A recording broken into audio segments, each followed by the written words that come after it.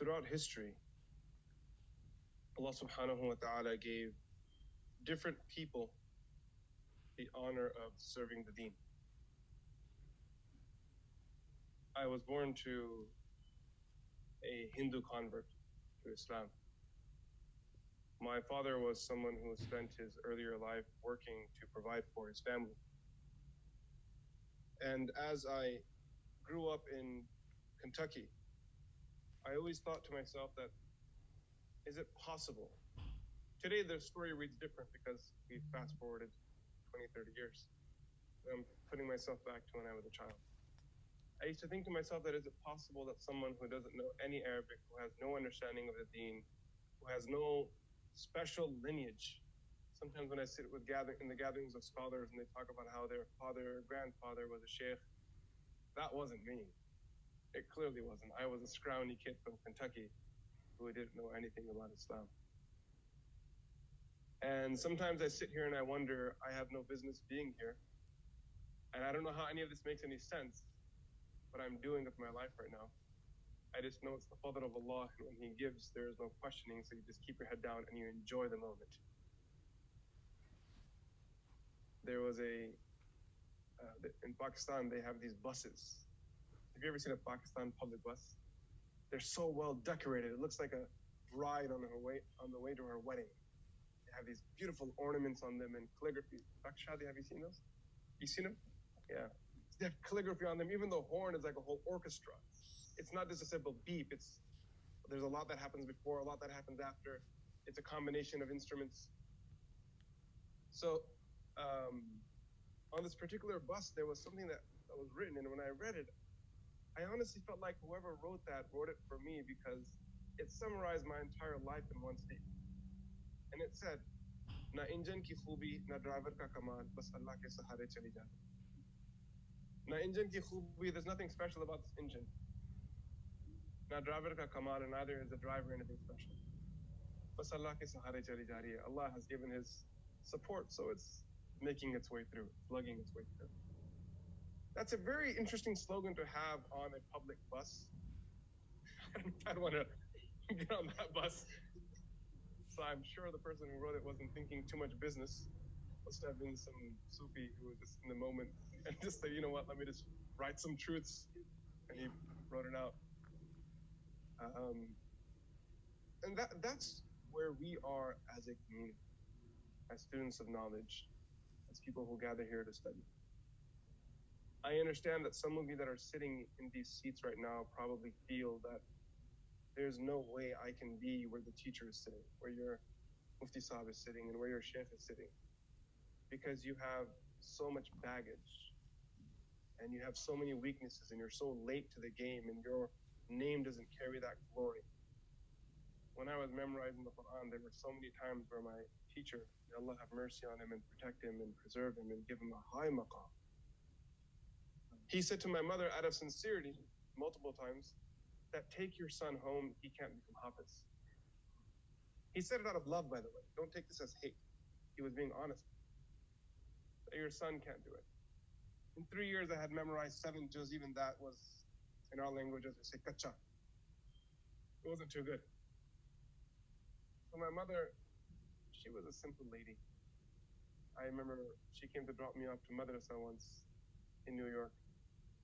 And after Isha Salah, our Sheikh was just leaving. And my mother told me to run along, so I left. But I didn't go too far because I wanted to hear. And I was listening and she didn't know. And the Sheikh said it to my mother again, that your son is not going to be a Hafiz. Maybe put him in school, he can build another career. And my mother cried and said, please, please try one more time. I've accepted Islam, I gave up everything for the sake of Allah, I want my child to know the Quran. So then he was kind enough to take me on again. And every time I sat in the seat of the student and we came to our graduating year or graduating class where students would be doing their khatam, they would be sitting here reading the Quran and their families would be gathered together. There's a celebration that happens right when a child finishes the Quran. They bring sweets and everyone dresses nicely and the students sit and the sheikh sits and the student sits here and then the parent sits here and that student would then read the last sabaq of the Quran. Allah is my witness. I don't know if I've said this out loud before, but I'll tell you guys today. As a kid in the audience, I used to lower my head and cry. because I used to wonder if I would ever be sitting. But as long as you continue to make dua to Allah, and you wake up every day, and you work hard, and you give it your best with ikhlas and istiqamah, and you bear all the sacrifice and heartbreak you have, if you keep going forward, Allah keeps opening up doors. It's the price to entry into the work you do. That Allah breaks you first. Breaks you right down to the granite, right down to the particle. Then the rebuilding starts again. So when you're studying the deen and you feel lack of confidence, know that this is Allah subhanahu wa ta'ala humbling your heart. You know, if you don't feel that lack of confidence and you're confident all the way through, kibr is going to consume you. Pride will take you over. But when a person knows their humble beginnings and they can remember where they started and how weak and how incompetent they are as human beings, lam yakun shay'un mafkura. If you can remember that, no matter how high you go, you will be humble. And it's that humbleness that lifts a person. I know that these are valuable moments of durus, so I won't take up much time. But if I may, take 2 more minutes, Sheikh, of your time.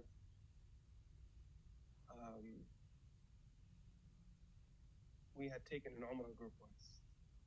Sheikh Abdul Nasir was there, I was there. And then the attendees said that they wanted to climb Ghar Hira.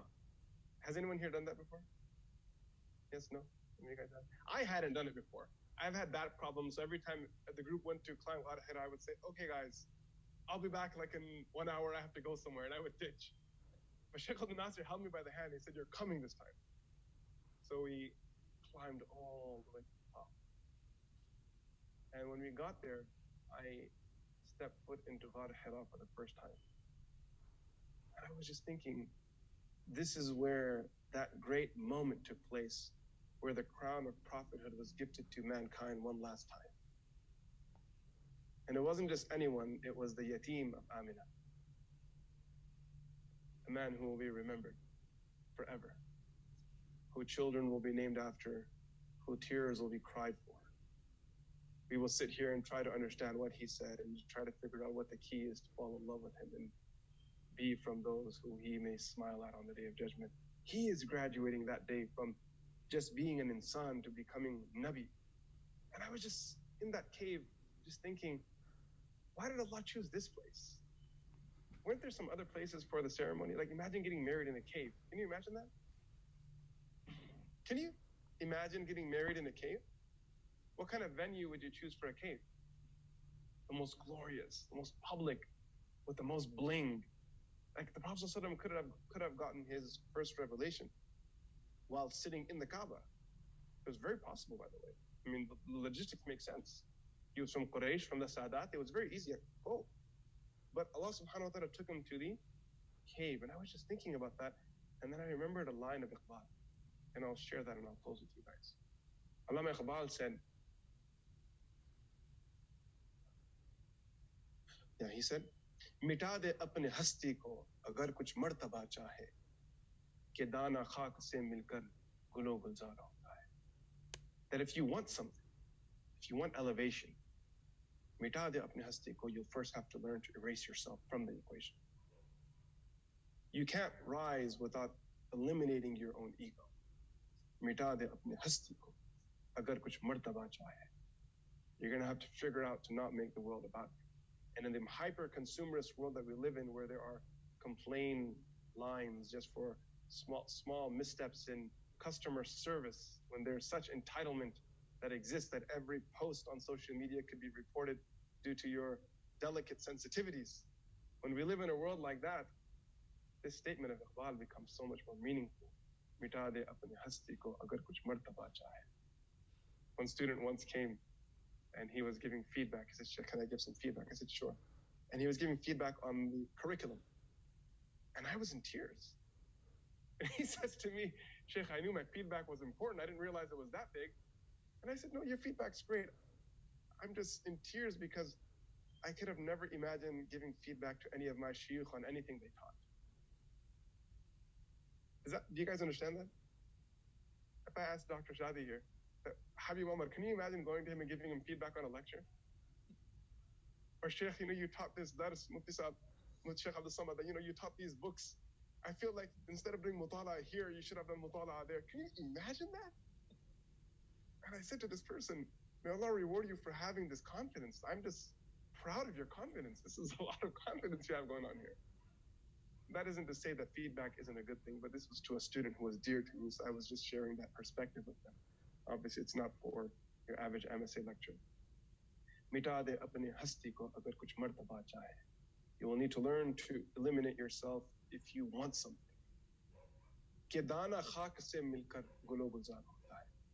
Because to have a garden bouquet, you will first need to bury this naked, isolated, lonely seed deep into the ground where no eye can see it. It must be buried first, so that way it can be reborn.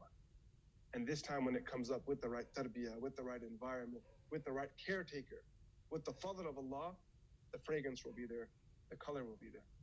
But if this single grain thinks it can accomplish that without being buried, without the environment, without the fadl of Allah, if it thinks it can become a flower, that